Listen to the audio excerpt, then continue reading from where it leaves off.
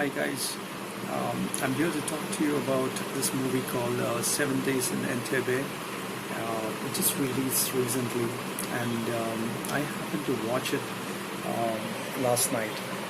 The movie stars Daniel Brühl as Wilfred Bush and Rosamund Pike as Bridget Coleman. This movie just released, I think, online a couple of days ago, and I happened to chance upon it.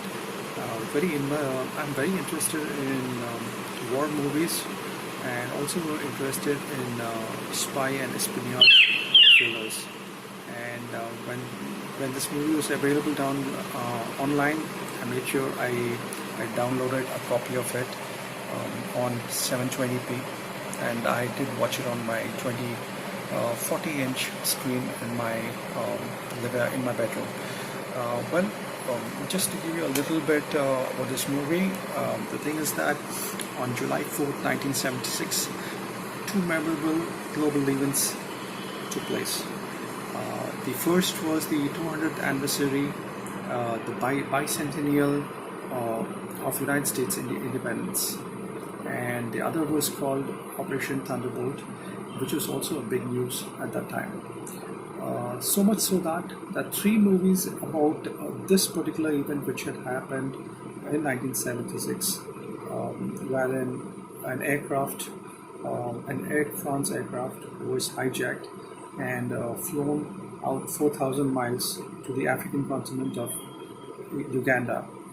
And what transpires after that, after the hijack and the landing, is what the movie is all about. Just coming back to those three movies which I was mentioning to you about earlier, none of those films were very good, which is hard to understand considering the collective talent involved and the historic significance of that particular event in 1976.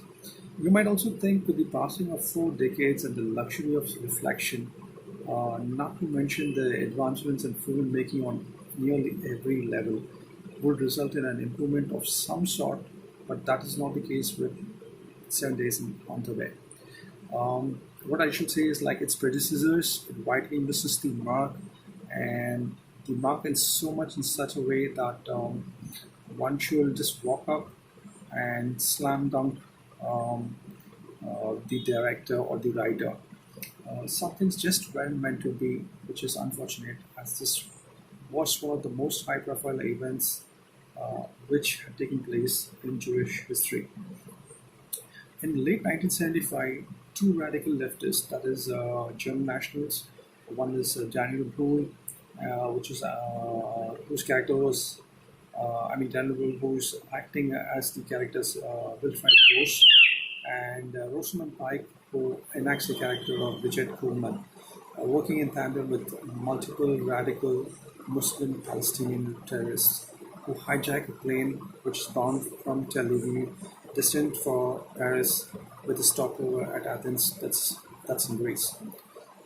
In keeping with the usual thug and modus operandi, these militant hooligans want to exchange their hostages for war criminals, who are being held in an Israeli prison camp, and to add to that, they need an additional $5 million in ransom money. Now, what those in Pullman failed to remember, they chose to ignore, or were, flat out ignorant about going in, was that the Israeli government never ever negotiates with terrorists. The same is the case with the United States of America. A point underscored several times in the opening act of the film, which does not help the matters anyway. And these mental midgets choose to land the plane in one of the worst possible places at that point in history. That's Uganda. Openly hostile towards Israel and most of the world at the time, the Ugandan president, the iconic, Idi Amin, and he's played by an Aussie.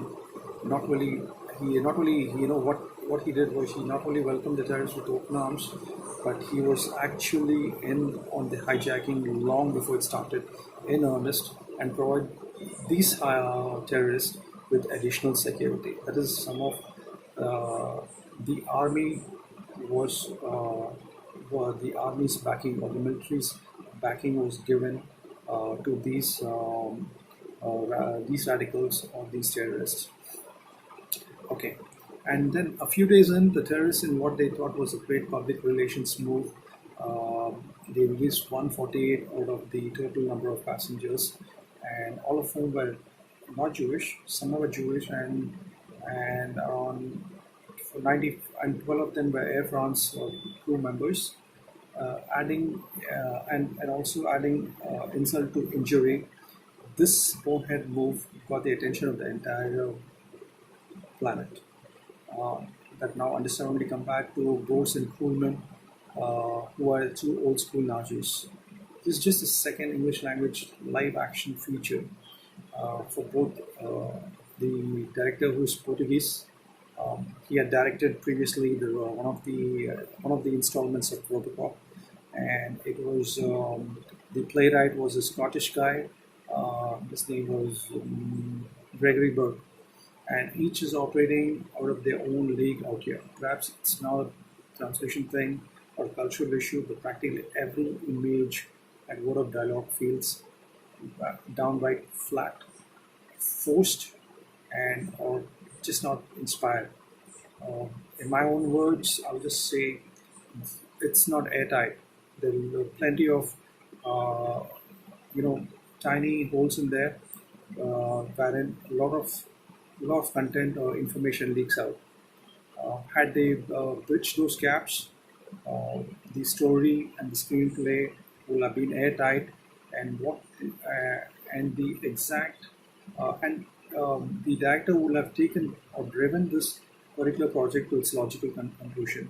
But what we see is happens with many filmmakers is when the action shifts to corridors of power in Jerusalem, and then they put the focus on the flinty gamesmanship, which takes place between the Prime Minister then of Israel, that is Ishaq Rabin, and the Minister of Defense, that is Shimon Peres.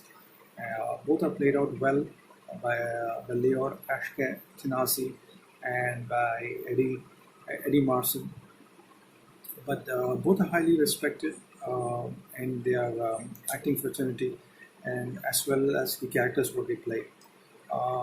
Rabin and Perez are presented as quasi rivals with vastly different opinions regarding the proper reaction to the situation, the best course of action moving forward will be for them to to come together and make a let's say take a calculated decision and with its own calculated risks.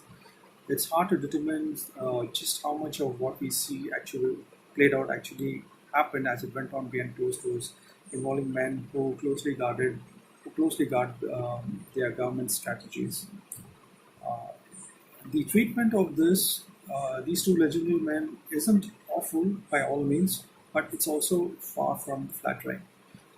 Much of what takes place in 7 Days in Entebbe follows the standard action thriller model and might have worked out slightly better if not for the perplexing inclusion of modern dance sequences, which they juxtapose in between time and again, right in the opening of it, and then the mid part, and even at the closing, with during the climax part of it.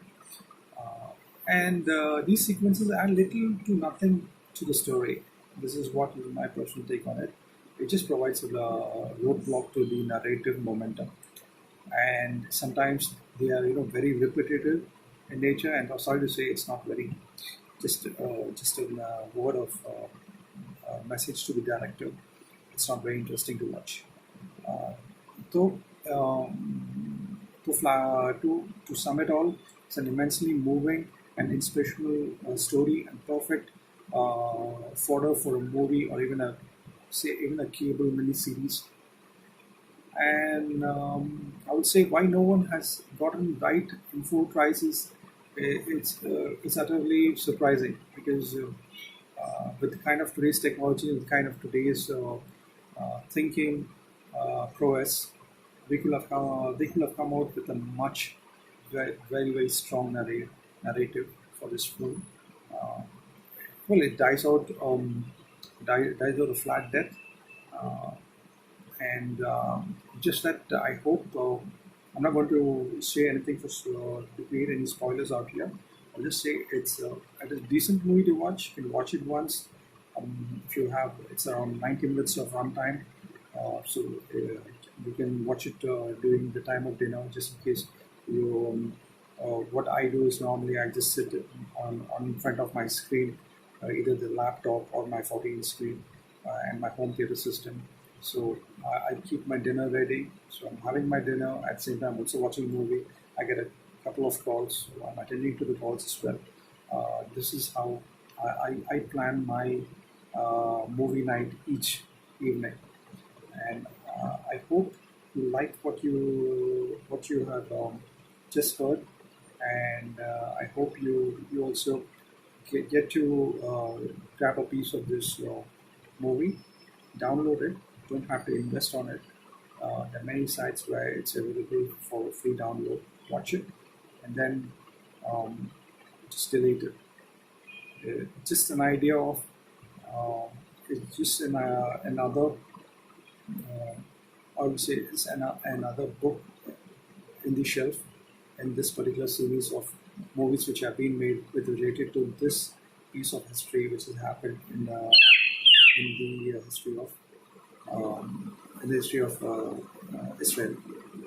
So at the end, uh, please don't forget to subscribe to my news channel, to my channel, and also please click on the bell icon and keep looking forward for exciting content which is coming your way.